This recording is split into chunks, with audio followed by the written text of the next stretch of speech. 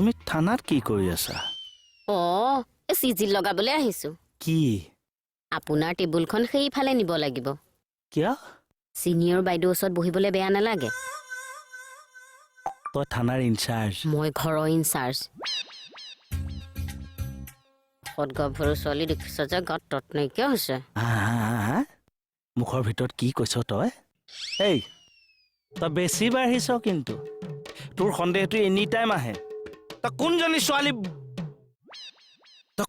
ছোৱালী বোৱাৰীৰ লগত মই কেলি কৰি থকা দেখিছিলি? বায়নৰ ঘৰক খোল এক আজি থানাতে বাই দিম। কথা নাই বতৰা নাই, চাকৰিটোত মন নাই। মই কি কৰিছো সেয়া চাবলৈ আহ।